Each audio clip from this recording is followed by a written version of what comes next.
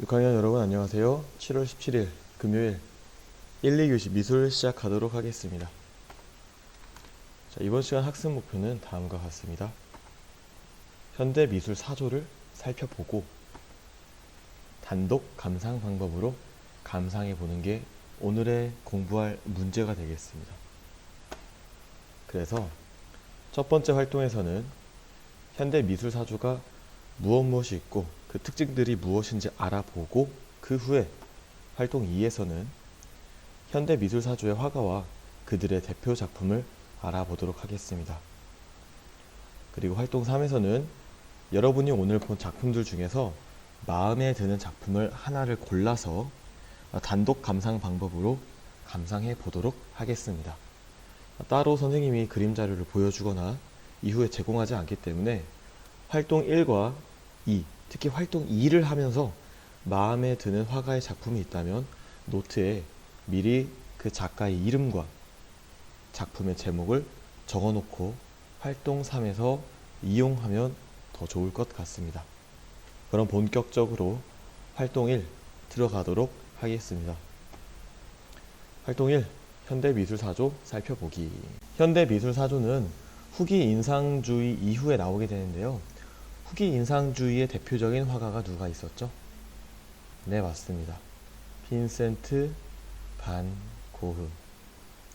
화가 고흐는 자기의 내면의 느낌과 그리고 사물을 보았을 때 처음 받는 인상을 강렬하게 살려서 표현을 했는데요. 이 고흐의 영향으로 이 후기 인상주의가 성장하게 되면서 여기서 세 가지의 큰 흐름이 나타나게 됩니다. 첫 번째는 표현주의, 두 번째는 야수주의, 그리고 입체주의가 바로 이 후기 인상주의에 영향을 받은 세 가지 흐름이 되겠는데요. 이 이후에 나오는 미술의 흐름들은 현대 미술에서 다루고 있는 다다이즘, 네오 다다이즘 이런 것도 있고요. 그 다음에 설치 미술, 비디오 아트, 대지 미술. 정말 현대 미술은 아주 다양한 미술의 흐름들을 가지고 있는데, 그 중에서도 여러분이 관심 있어 할 만한 거 오늘은 두 가지를 준비했습니다. 첫 번째는 초현실주의, 두 번째는 팝 아트가 되겠습니다. 자, 그럼 현대 미술 사조가 이런 것들이 있다를 알았으니까 지금부터는 각 미술 사조가 어떠한 특징을 가지고 있는지 알아보도록 하겠습니다. 먼저 표현주의인데요. 이 위에는 미술 사조의 이름을 적어놨고요. 여기 오른쪽에는 이 미술 사조를 가장 잘 나타내는 그림, 여기에는 선생님이 설명을 적어 놓았습니다. 한번 같이 볼까요? 표현주의는 영혼의 표현을 나타내는 데 중점을 두는 미술 사조이다. 영혼의 표현이라. 어떤 것의 영혼일까요? 이 사람의 영혼일까요? 아닙니다. 이 사람의 영혼이 아니라 이걸 그리는 사람, 즉 화가의 영혼을 표현하는 데 중점이 있어요. 아래를 한번 읽어보죠. 인상주의와 표현주의의 가장 큰 특징은, 차이점은, 인상주의는 사물의 외면, 시각적인 것, 이런 부분에 초점을 둔다면 표현주의는 작가의 내면의 영혼의 표현, 작가가 지금 어떤 느낌이고 얼마나 흥분되어 있고 얼마나 슬프고 얼마나 우울하고 이런 것들이 그때그때 작가의 감정에 따라서 요 미술 작품에 드러난다는 게 바로 표현주의입니다. 그래서 이런 게 지금 표현주의의 한 갈래들이고요. 정확한 색이나 형태보다는 작가가 대상이 느끼는 감정이나 흥분감을 표현하는 것이 바로 표현주의 미술이다. 넘어갑니다. 다음 야수주의입니다. 야수주의는 다음과 같은 특징을 가지고 있습니다. 첫 번째, 강한 붓터치. 두 번째, 강렬한 색채. 빨강색, 파랑색, 노란색, 초록색. 이러한 유치해 보일 수 있는 원색 계열의 색깔들을 과감하게 사용하는 게 바로 야수주의의 특징입니다. 그 다음에 고도의 간략화와 추상화. 자, 여러분 이거 멍멍이입니다. 그리고 자, 요거는 한 가족이 손을 잡고 걸어가는 모습을 그려보았습니다.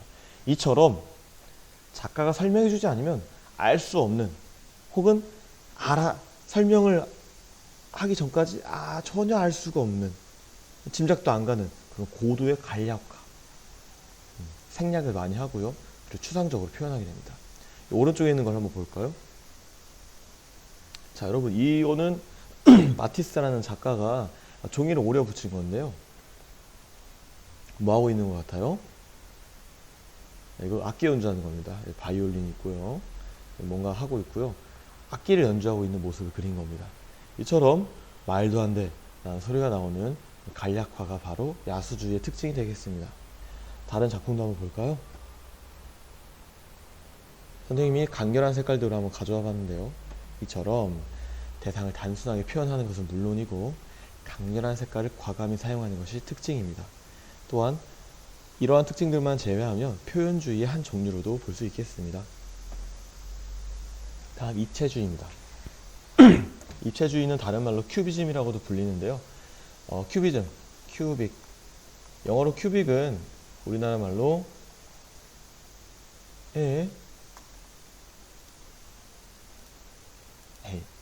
미안합니다.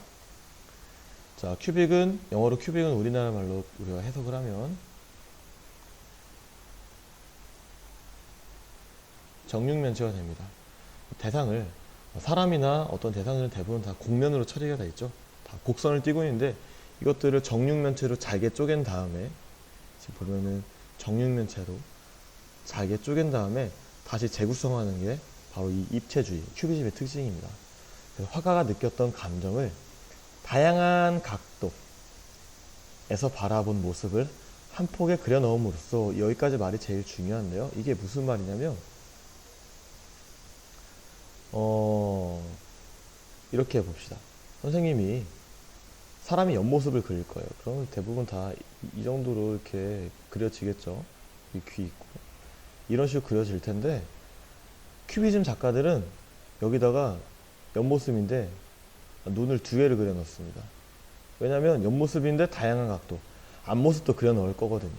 그리고 반대편에 있는 귀가 보일 리가 없는데 여기다 귀도 집어넣습니다. 네, 귀도 집어넣고요. 그리고 입이 정면에서 보일 리가 없는데 입술을 그려 넣습니다. 이런 식으로 해가지고 다양한 각도에서 바라본다는 게 바로 입체주의, 큐비즘의 특징입니다. 이렇게 하면 감상자가 그 대상의 생동감을 더욱 느끼게 할 수 있다라는 생각에서 나온 시도였던 것이죠. 자, 이처럼 또 이처럼. 자, 세 가지 그림에서 각각 볼 수 있는 거는 일단 구역이 쪼개져 있죠. 그리고 대상이 입체 도형으로 나눠져 있고 재구성이 되어 있습니다. 특히나 이 가운데 있는 그림 같은 경우에는 한 부분에서 벌써 지금 옆에 있는 코 모양 보이죠? 옆코, 옆모습이랑 앞모습이 같이 담겨 있네요. 앞, 옆, 위, 아래의 모습을 모두 담으려 노력했고 대상을 분해하고 재구성한 게 잘 드러나는 그림들이었습니다. 자, 이제 초현실주의입니다. 현실에서는 있을 수 없는 일을 상상력을 가지고 그려내는 미술사조가 바로 초현실주의입니다. 여기 보세요. 고래가 있네요. 뭔가 대단하게 보이죠? 멋있어 보이죠? 현실에 있을 수 없는 일이거든요. 이런 게 바로 초현실주의다. 코끼리랑 트럼펫을 합쳐놨죠. 이건 뭐랑 합쳤어요? 달걀이랑 해랑 합쳤죠. 이처럼 주로 외형이 비슷한 것들을 전혀 상관이 없는데 엉뚱한 곳에 놓음으로써 이 초현실주의가 더 매력있게 제작이 됩니다. 이거를 대페이즈망이라고 하는데 전문 용어예요. 대페이즈망. 전혀 있으면 안 되는 곳에, 어떤 사물이 있어서는 안 되는 전혀 엉뚱한 곳에다가 놓는 걸 바로 대페이즈망이라고 합니다. 여기서는 이 트럼펫이 코끼리의 머리랑 꼬리를 연결시켜 버렸고요. 여기서는 이 달걀 껍질이 햇빛을 감싸고 있는 모습이죠. 다음 팝아트. 팝아트는 뉴욕에서 시작했고요. 기존 미술에 대한 반감으로 시작이 되었습니다. 기존 미술은 굉장히 딱딱하고 되게 성스럽고 되게 고급스러운 느낌들이 있죠. 하지만 이에 대한 반감으로 팝아트는 가볍습니다. 이 팝아트는 첫 번째 특징, 가볍습니다. 가볍다. 그리고 두 번째 특징은 여기 나와 있어요. 원래 예술가들은 콧대가 높아가지고 절대로 돈과 타협하지 않지만 이 팝아트 예술가들은 바로 타협해버립니다. 상업적이죠. 돈이 되면 뭐든 합니다. 그래서 예술가들이 이런 만화도 그리게 된 거죠. 마찬가지입니다. 그리고 여기 오른쪽에 보이는 이게 이제 체게바라라는 쿠바의 혁명가인데요. 원래 이 사람이 초상화가 있었어요. 근데 그 초상화에서 요 바깥 부분만 색깔을 바꾼 거죠. 기존에 있던 것을 변형하고 만화적인 표현을 하는 등 고전적인 미술 기법을 따르지 않는 게 바로 팝아트의 특징이라는 것. 어떻게 보면 낙서같이 보이는 것. 이런 게 바로 팝아트가 됩니다. 그리고 좀 날로 먹기. 사진을 그냥 색깔만 이렇게 색깔을 바꿔서 이게 바로 아트다 하고서 내보내는 게 바로 팝아트다. 여기까지. 자, 그럼 두 번째에서는 현대미술사조 화가를 알아보도록 하겠습니다. 표현주의 대표 화가로는 칸딘스키와 에른스트가 있는데 이 칸딘스키는 정말 유명한 사람이니까 이참에 알아두세요. 바시리 칸딘스키, 러시아 사람이었는데 프랑스로 나중에 이민을 가게 됐고요. 대표적으로는 컴포지션 1부터 컴포지션 10까지 10가지 작품이 있습니다. 이 작품을 만들 때는 교향곡이나 되게 유명한 노래들 들었다고 하는데 그래서인지 이 작품의 음표나 음악과 관련된 선율과 관련된 또 멜로디가 선으로 표현이 되어 있습니다. 컴포지션 7, 컴포지션 7입니다. 지금부터 나온 작품들은 활동 3에서 사용해야 하니까 마음에 드는 작품이 있다면 작가와 작품명 또 동영상에 시간을 적어 놓으면 좋겠습니다. 각 작품은 3초씩 보도록 할게요. 컴포지션 8,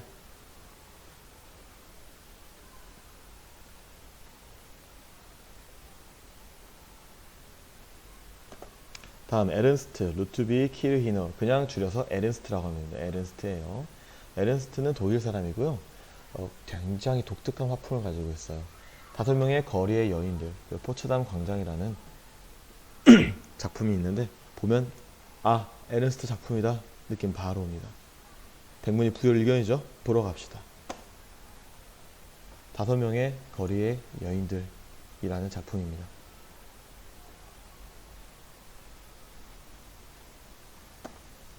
포츠담 광장.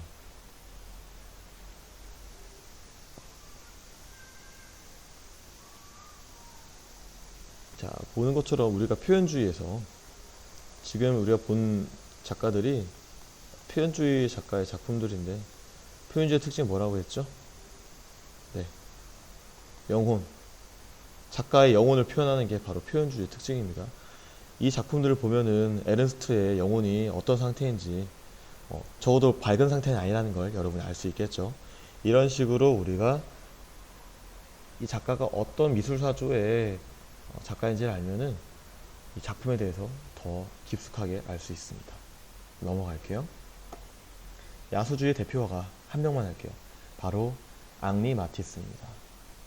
이 마티스는 여러분 피카소 알죠? 피카소와 함께 20세기에 가장 영향을 많이 준 최고의 화가로 유명한 사람입니다. 개인적으로 아주 좋아하기도 하고 이 사람 작품 다 비싸요. 선생님 아마 평생 못 가져올 것 같은데 여러분은 꼭 돈 많이 벌어서 마티스의 작품을 집에 걸어두도록 하세요. 진품으로. 앙리 마티스, 프랑스 사람이고요. 대표적으로는 춤, 붉은 화실 이런 게 있고, 그 다음에 이 사람은 그림도 그렸지만 종이 오리는 거 좋아했고요. 종이 오리기를 자주 했고, 그 다음에 또 판화가예요. 목판화를 기가 막히게 잘 만들었습니다. 대표작을 한번 볼까요? 춤.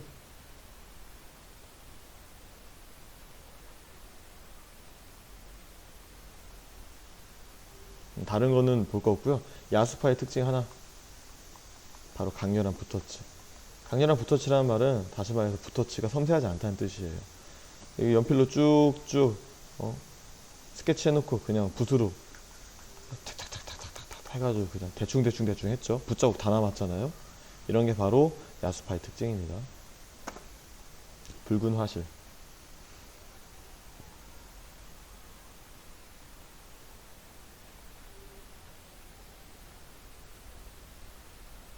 만약에 마티스가 한 500년 전에 태어나가지고 그림을 이렇게 그렸다고 하면 마티스는 아마 화가가 되지 못하고 평생 농사만 짓고 살았겠죠.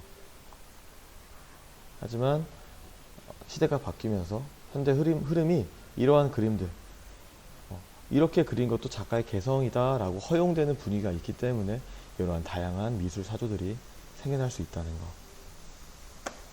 입체주의로 넘어갑니다. 피카소. 피카소는 모르는 사람이 전혀 없죠. 아주 유명한 화가잖아요. 근데 어떻게 생겼는지는 몰라. 오늘 보여줄게요. 이렇게 생긴 분입니다. 스페인 사람이고요. 아비뇽의 처녀들, 우는 여인, 그리고 지난 시간에 했던 게르니카라는 작품을 그렸습니다. 보도록 하죠. 아비뇽의 처녀들. 우리가 큐비즘은 다른 말로 입체주의라고 했죠. 같은 말이에요. 큐비즘에서 두드러지게 드러나는 특징인 도형의 분리. 이런 데 보면은 다 각져 있죠. 각이 져 있고 여기는 큐빅 모양이 그대로 드러나기도 하고요. 그리고 여기 보이는 이 사람은 위, 아래, 옆,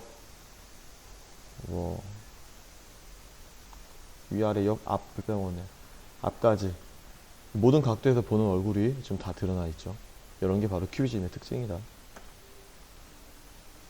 그래서 가장 많이 예시로 들어준 작품이 바로 이 우는 여인이라는 작품입니다.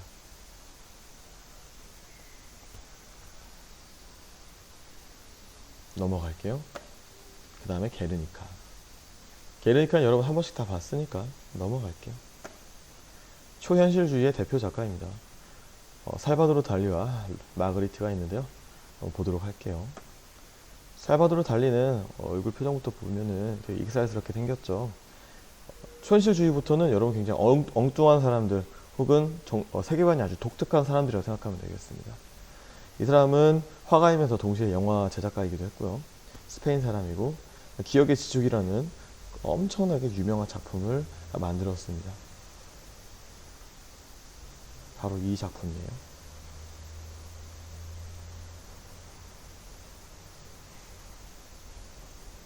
살바도르 달리와 관련된 어떤 이야기 영상은 선생님이 설문지 여러분 이거 영상 이제 끈 다음에 아래로 쭉 내리면은 짤막한 영상 하나를 더 준비해 놓을 테니까 관심 있는 사람은 한번 봐보도록 하세요. 신인간의 탄생을 지켜보는 지정학적 아이.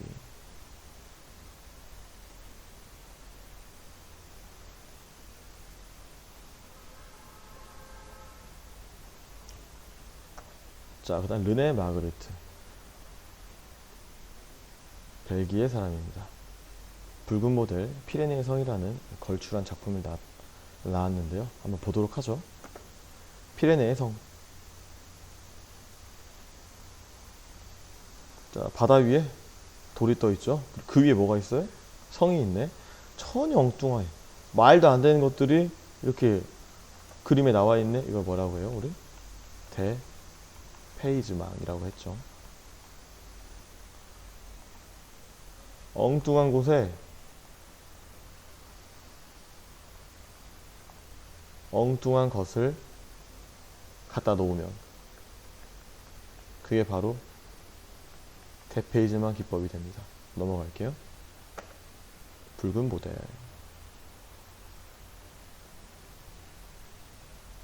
이 그림에는 굉장히 슬픈 사연이 있는데 관심 있는 사람은 찾아보세요. 너무 선생님이 얘기하기에는 수위가 적절하지 않네요. 다음 팝아트입니다. 대표 작가는 앤디 워홀. 이 사람은 앤디 워홀 그리고 키스 헤링이 있는데 앤디 워홀은 팝아트의 거의 아버지 같은 사람이고요. 아빠라고 쓸게요. father. 팝아트 작가들의 특징은 상업적으로 이용되기를 주저하지 않아요. 그래서 둘 다 떼돈을 벌었답니다. 앤디 워홀은 미국 사람이고요. 대표적으로는 마돈나와 캠벨 스프가 있습니다. 이게 바로 마돈나예요. 마돈나의 사진을 원래 사진이 있어요. 있는데 그거를 색깔만 다르게 해가지고 이렇게 해서 팔았습니다. 다음 캠벨 수프. 캠벨 수프 원래 이거 이런 고양이 이제 깡통 같은 건데요. 그 뭐냐 사료 깡통 이런 건데 원래 이렇게 생겼어요. 있는 거를 그냥 앤디 워홀이 많이 그려가지고 팔았어요. 이게 미술 작품입니다 하면서 사람들은 이제 논란이 심했죠.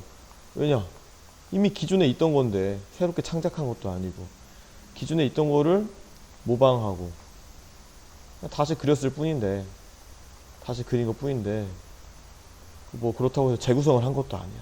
완전 똑같이 생겼어. 근데 이거를 우리가 미술이라고 해야 되냐 예술이라고 해야 되냐. 근데 여기 아니라 이렇게 한다는 이 파렴치한 시도, 이 시도 자체를 예술로 쳐줬습니다. 그래서 앤디 워홀이 지지를 받고 돈을 벌 수 있었죠. 다음 키스 헤링. 키스 헤링은 여러분 이렇게만 보면 모르는데 이따가 관련 작품 보면은 바로 누군지 압니다. 이 사람은 낙서 그림의 황제예요. 어떤 느낌인지 알겠죠? 이건 제목이 없어요. 그래서 무제입니다. 이 작품은 재미난 일화가 있는데 키스 헤링이 이 작품을 그린 다음에 이 작품을 가만히 보다가 뒤집는 게 더 낫겠다 하고서 뒤집어서 전시를 했다고 합니다. 그래서 지금 여러분이 보고 있는 이 그림은 원래 그린 그림과 정 180도가 정반대인 뒤집힌 그림입니다. 다음 짖는 개. 낙서 같죠? 여러분도 할 수 있겠죠? 이렇게 아무나 그릴 수 있어. 낙서니까. 하지만 이러한 화풍의 그림을 너무 많이 그려서 이건 이 사람 거다 하고 인정받게 한 데까지 시간이 걸리죠. 러브. 자, 여기까지 해가지고 활동 2가 끝났고요. 활동 3은 여러분 단독 감상을 할 거예요. 단독 감상을 하기 위해서 여러분은 먼저 미리 적어두었던 작품이나 아니면 작품의 그 시간, 동영상의 시간으로 돌아가서 그 작품을 좀 더 봐야 됩니다. 아무튼 여러분이 작품을 이제 골랐다면 단독 감상을 하면 되는데 단독 감상이 뭔지 기억이 잘 안 나는 친구들이 있으니 간단하게 알려줄게요. 한 개의 작품에서 보이는 것과 정보를 통해 작가 또는 나에게 어떤 의미가 있는지 생각하면서 감상하는 것. 몇 가지 질문을 기준 삼아 답하면서 감상하면 편리하다. 그래서 뭉크의 절규가지고 우리가 했었죠. 단독 감상을 위한 질문들을 선생님이 준비했습니다. 무엇이 보이나요? 무슨 일이 일어나고 있고 왜 그렇게 생각하였나요? 또 무엇을 상상할 수 있나요? 나의 느낌이나 생각. 이 네 가지를 여러분 배움 공책에다가 적어보도록 하세요. 당연한 말이지만 뭉크의 절규로는 하는 게 아니겠습니다. 왜냐면 오늘 우리 공부할 문제에서는 오늘 배운 현대미술 작품으로만 하는 거니까요. 네, 그러면 여기까지 해서 여러분이 감상문을 다 쓰면은 오늘 수업은 끝입니다. 이상입니다. 주말 잘 보내고 학교에서 만나요.